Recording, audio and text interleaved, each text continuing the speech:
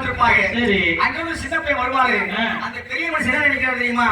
அந்த சின்ன பையன் நினைக்கல, ஒரு பெரிய மனுஷன் நடந்து வர நினைச்சிட்டு அந்த பெரிய மனுஷன் கால மணிக்கு மரியாதை கொடுத்தாங்க அந்த காலத்துல சின்ன பையனுக்கு. ஆனா இந்த காலத்துல அப்படி கிடையாது. எங்க பெரிய மனுஷன் உட்கார்ந்து இருக்காரோ அவர்கிட்ட போய் பீடி இருந்தா ஊருக்கு கேட்கிற அந்த காலத்துல ஒண்ணு சமாளிக்க முடியல. கம்ப்யூட்டர் கிழமை மாறி போச்சு இல்லையா? அது கூட போல அந்த காலத்துல சாப்பாடு மாத்தி வச்சுக்கிறேன். 10 ஏக்கர் கிண்ணு உழுவாங்க அந்த காலத்துல. இப்ப பாரு அந்த காலத்துல சாப்பாடு என்ன சாப்பாடு? கேப்பக்கறி உள்ள சாப்பிட்டாங்க, கிண்ணனை வேலை பார்த்தாங்க. இந்த காலத்துல வாங்க 2 இட்லி ஒரு கணேஷ் கோயில் வண்டி செல்படி பண்ணி இந்த காலத்துல சாப்பாடு அப்படி இருக்குதா இல்லையா? அந்த காலத்துல பெற்ற ஆத்த மண்பானை வச்சு சோறாக்குறாங்க. சோறுலயே கஞ்சிலேயே பிடிச்சிருப்பாங்க அந்த காலத்துல.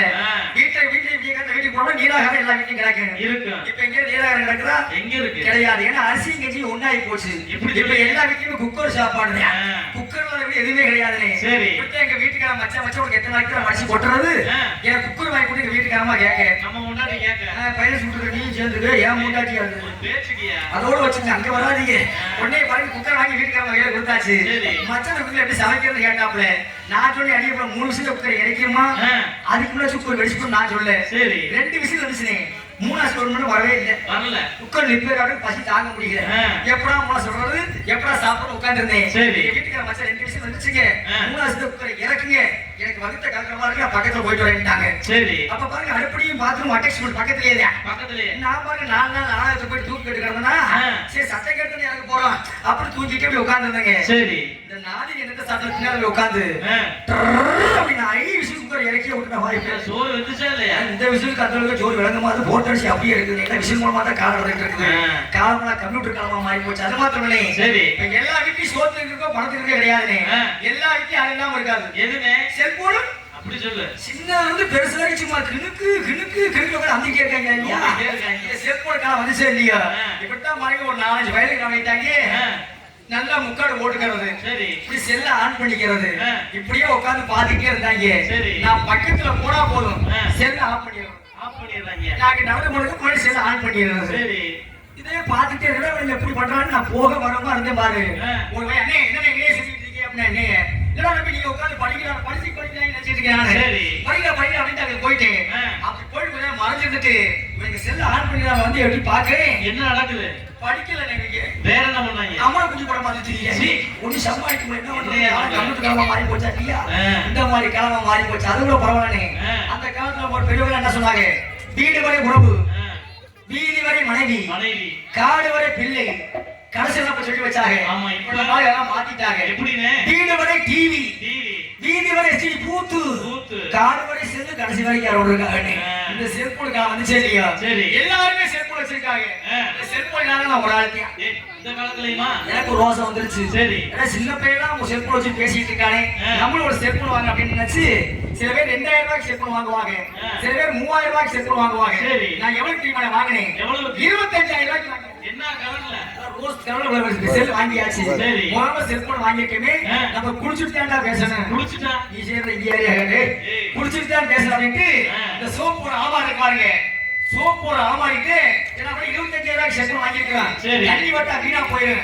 அப்புறம் செல்போன் கூட ஆமாரி மேல வச்சுட்டு குளிச்சுட்டு மறந்தாக்கல வந்துட்டேன். அது எங்க பாட்டி குடிக்கிறது போச்சு. குளிச்சு வெளியே என்ன மானங்கட்ட பையன் உனக்கு பொறுக்கலாமாடா? நீ எல்லாம் மசல பாட்டி குடிச்சு வையுது. ஏன் பாட்டி குடிச்சு வையன்னு கேட்கிறேன். என்ன என்ன இடிச்சு வைக்க முடியாது. நீ சோப்பு வாங்கி சோப்பு போட்டா நுழைய வர மாட்டீங்க. 25 செல்போன் சோப்பு போட்டு வருது கூட கழுத்து முங்க தண்ணியில் ஓடி கிடக்கிற வாய்ப்பு தேவையாது. இது மாதிரி எவ்வளவு காலங்கள் மாறினாலும் இயல் இசை நாடகம் என்று சொல்லப்பட்டு 3 தமிழுக்கும் முத்துநல நாடகக்கலை இந்த சிசிகார கலையரங்கிலே காலிருந்த வரம் பணம் காத்த காத்தவரை நாடகத்தை உரிமையாக கண்டுபிடிக்குமாறு கேட்டுக்கொண்டு வந்திருக்கூடிய அத்தனை உள்ளங்களுக்கும்